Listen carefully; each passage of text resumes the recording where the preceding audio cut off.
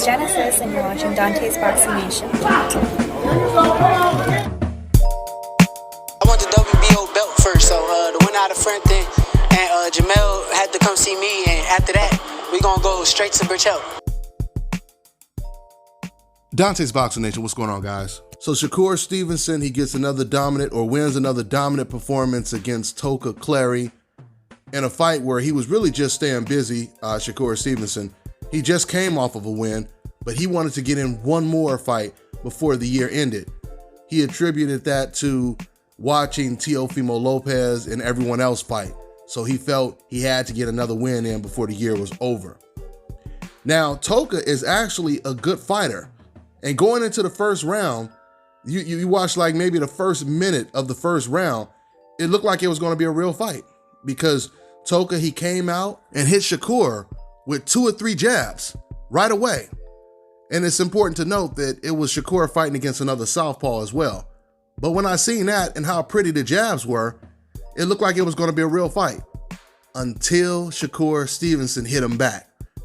Once Shakur hit him back with them combinations, I knew right away Clary was going into survival mode and he was only going to be focused on not getting knocked out.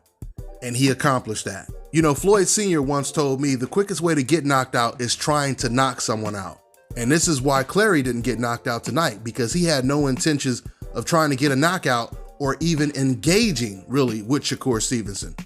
The only thing he wanted to do was survive. And those are the most difficult people to knock out. People who go in there saying, no matter what happens tonight, I'm not going to get knocked out. I mean, in all honesty, this is the reason why Roy Jones didn't get knocked out against Mike Tyson in that exhibition. Because he already was going in there intimidated, knowing the type of reputation that Mike Tyson has.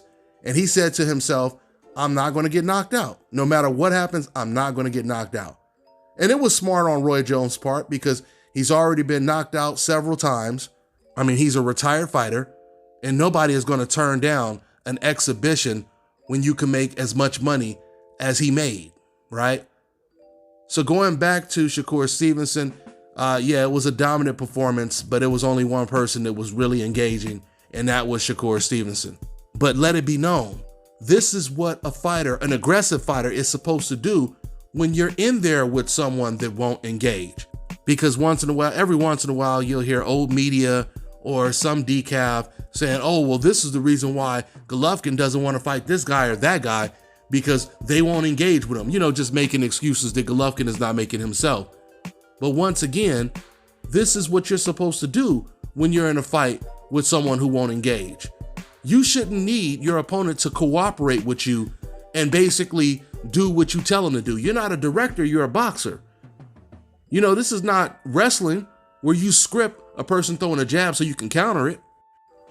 No, you have to expect the unexpected and know how to adjust to everything, every style, regardless if it's a boxer, if it's a quote unquote runner, if it's a pure counterpuncher, a banger, a boxer banger, etc., right? So I told you guys a long time ago, and it still stands, Shakur Stevenson is hands down the most talented prospect slash contender slash young champion in the sport of boxing today. And I clearly see him as becoming pound for pound #1, the best fighter in the world. I mean, if I could put my money on anyone becoming pound for pound the best fighter in the world, hands down, it would be Shakur. There's no doubt about it. He is truly the closest fighter to a Floyd Mayweather or an Andre Ward when it comes to perfection. In fact, Tim Bradley said something that was pretty interesting during the broadcast. I didn't agree with it completely, but it made a lot of sense. He said, I have Shakur Stevenson in my top 10 pound for pound list because of his skill. Now, I don't agree with that because, of course, Shakur, he has to beat someone to be put on that top 10 list. He has to really, really beat a big name to be on that list. Like if he beats a Burchell and beats him convincingly, that'll probably put him on that list, or that will put him on the list. But then Tim Bradley, he said something that I did kind of agree with. He said, the way I look at it is, if all of these fighters were in the same division, you put Shakur up against the majority of fighters that are on the pound for pound list today, he says Shakur can beat them. And I absolutely agree, because we already know a lot of fighters that are on the pound for pound list, they struggled against fighters that are not even on the level of a Shakur Stevenson. And the fact that Oscar Valdez has been avoiding Shakur Stevenson like the plague, that tells you he feels the same way about Shakur Stevenson that I do. When Oscar Valdez versus Berchelt fell out, Shakur Stevenson, he personally reached out to Oscar Valdez. He said, "I'll step in and replace him." And Oscar Valdez turned down the fight again. Remember, Valdez, he's the same guy who, when Shakur was his mandatory at 126, he decided to move to 130. Now, Shakur followed him to 130, and he's still calling him out, and Valdez turns down the fight a second time. That's how good Shakur Stevenson is. That's how special he is. So when Berchelt does fight Valdez, Shakur Stevenson, he's in position to get the winner. We'll see if Oscar Valdez wins, which a lot of people believe Berchelt will win, but if Valdez wins, we'll see if he vacates again. I think Berchelt is interested and willing to take the fight against Shakur. So 2021 should be a really, really big year for Shakur Stevenson. Let's see how it plays out. That's all I got for now, guys. I'm on to the next one. You know, I always say on this channel, pay-per-view fights should actually be free. And now the day has come where I'm about to hook you up with an app where you can watch all your pay-per-view events, boxing, UFC, etc. for free.